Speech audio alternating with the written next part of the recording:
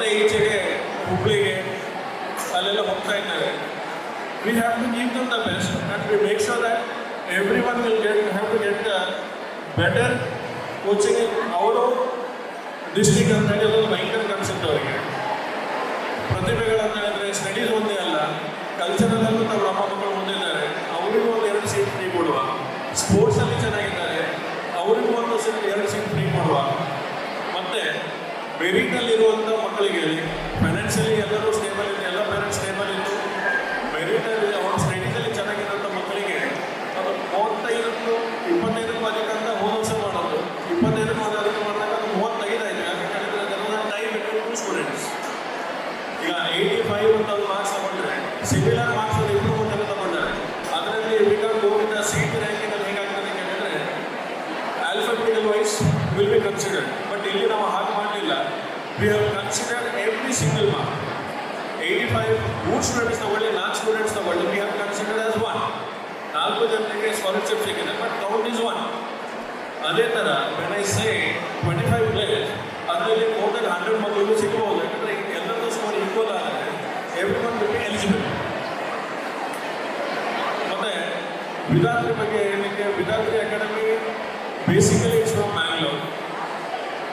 2020 ಇಂದ we have associated with Konkana education trust.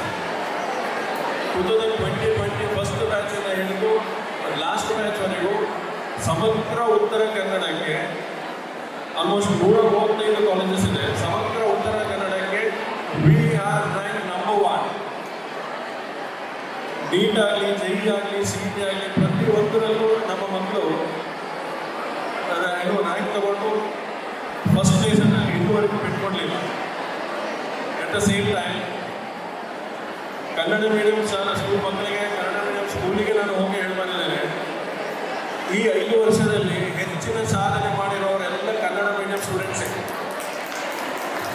State rank ತಗೊಳ್ಳಿ, ನೀಟಲ್ಲಿ ತಗೊಳ್ಳಿ, JEE ತಗೊಳ್ಳಿ, KCET ತಗೊಳ್ಳಿ, ಪ್ರತಿಯೊಂದರಲ್ಲೂ ಕನ್ನಡ ಮೀಡಿಯಂ ಸ್ಟೂಡೆಂಟ್ಸೇ ಟಾಪಲ್ಲಿರೋದು.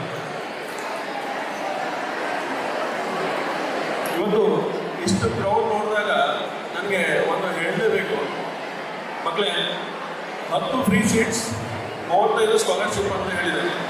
ಈ 10 ಫ್ರೀ ಸೀಟ್ಸ್, 35 ಸ್ಕಾಲರ್ಶಿಪ್ಪಿಗೆ ಸರಿಸುಮಾರು 1280 ಮಕ್ಕಳು ರಿಜಿಸ್ಟರ್ ಆಗಿದ್ದಾರೆ. ಈ ಸ್ಟೇಟ್ಮೆಂಟ್ ಅಂಡರ್ಸ್ಟ್ಯಾಂಡ್ ಮಾಡ್ಕೊಳ್ಳಿ. 10 ಸ್ಕಾಲರ್ಶಿಪ್, 10 ಫ್ರೀ ಸೀಟ್, 25 ಸ್ಕಾಲರ್ಶಿಪ್ಪಿಗೆ 1280 ಮಕ್ಕಳು ರಿಜಿಸ್ಟರ್ ಆಗಿದ್ದಾರೆ. ನೀವು ನಾಳೆ PUCಯಲ್ಲಿ CET ಅಂತ ಒಂದು ಪರೀಕ್ಷೆ ಬರೀತೀವಿ, ಅದಕ್ಕೆ 3,10,000 ಸೀಟ್ಸ್ ಇರ್ತದೆ. ಇಂಜಿನಿಯರಿಂಗ್ ಕಾಲೇಜಸಲ್ಲಿ ಟಾಪ್ ಇಂಜಿನಿಯರಿಂಗ್ ಕಾಲೇಜ್ ಹೋಗಬೇಕು ಅಂತ ಹೇಳಿದರೆ ನಿಮ್ಮ ಸ್ಕೋರ್ ಅದೇ ಥರ ಇರಬೇಕು. ಅದರ್ವೈಸ್ ಇಂಜಿನಿಯರಿಂಗ್ ಸೀಟ್ ಎಲ್ಲರಿಗೂ ಸಿಗ್ತಾರೆ. ಬಟ್ ಮಾಡಿ ಪ್ರಯೋಜನ ಅಂತ ಕೇಳಿದರೆ ಎಂಥದ್ದು ಇಲ್ಲ. ಟಾಪ್ ಕಾಲೇಜಲ್ಲಿ ಹೋದರೆ ನಿಮ್ಮ ಫೈನಲ್ ಇಯರ್ ಇರಬೇಕಾದ್ರೆ ನಿಮ್ಮನ್ನು ಪಿಕ್ ಮಾಡ್ತಾರೆ. ಇಲ್ಲ ಹೇಳಿದರೆ ನಿಮ್ಮ ಸ್ಕೂಲಲ್ಲಿ ನಾನು ಬಂದಾಗ ಹೇಳಿದ್ರಲ್ಲ, ಒಂದು ರೆಸ್ಯೂಮನ್ನು ಮಾಡಿ ನನಗೆ ಕೆಲಸ ಕೊಡಿ ಅಂತ ಕರೀಬೇಕಾಗ್ತದೆ. ಅದೇ ನೀಟ್ ವಿಷಯಕ್ಕೆ ಬಂದಾಗ ವರ್ಷಕ್ಕೆ 23 ಲಕ್ಷ ಮಕ್ಕಳು ಎಕ್ಸಾಮ್ ಬರೀತಾರೆ ಆಲ್ ಓವರ್ ಇಂಡಿಯಾ. ಅದರಲ್ಲಿ ರೆಗ್ಯುಲರ್ ಸ್ಟೂಡೆಂಟ್ಸು ಇರ್ತಾರೆ, ಪ್ಲಸ್ 1 ವರ್ಷ ಗ್ಯಾಪ್ ಮಾಡಿ ರಿಪೀಟ್ ಮಾಡುವಂಥ ಸ್ಟೂಡೆಂಟ್ಸು ಇರ್ತಾರೆ. ಟೋಟಲ್ 23 ಲಕ್ಷ ಮಕ್ಕಳು ಎಕ್ಸಾಮ್ ಬರೀತಾರೆ. ಅದರಲ್ಲಿ ಕರ್ನಾಟಕ ಗೌರ್ಮೆಂಟ್ ಮೆಡಿಕಲ್ ಸೀಟ್ಸ್ ಇರೋದು 4,500. ಎಕ್ಸಾಮ್ ಬರೆಯೋರೆಷ್ಟು?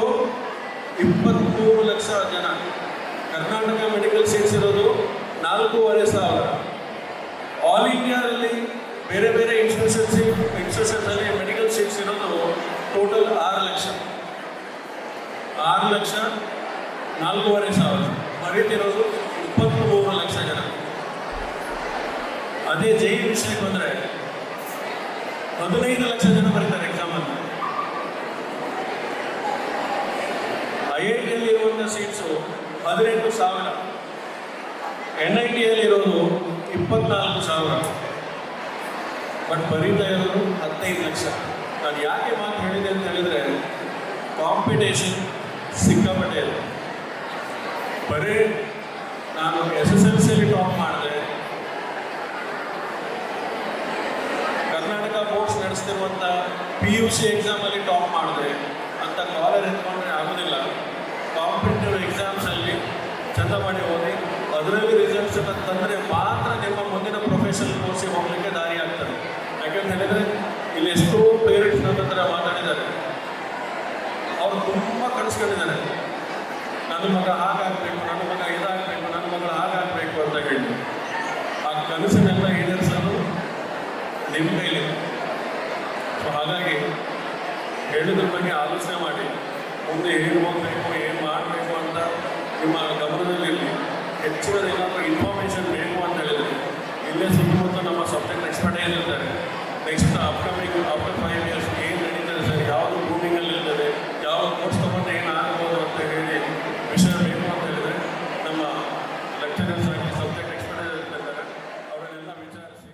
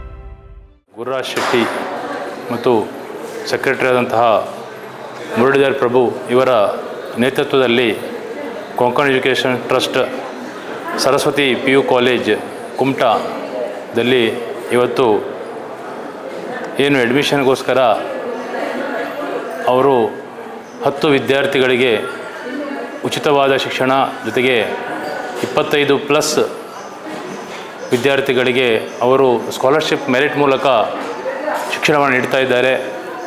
ಇಂತಹ ಒಂದು ಶಿಕ್ಷಣ ಸಂಸ್ಥೆ ಬಡ ವಿದ್ಯಾರ್ಥಿಗೋಸ್ಕರ ಉತ್ತಮವಾಗಿ ಕೆಲಸ ನಿರ್ವಹಿಸ್ತಂದರೆ ಉತ್ತರ ಕನ್ನಡದ ಎಲ್ಲ ಭಾಗದವರಿಗೂ ಹೆಮ್ಮೆಯಾದಂಥ ವಿಷಯ.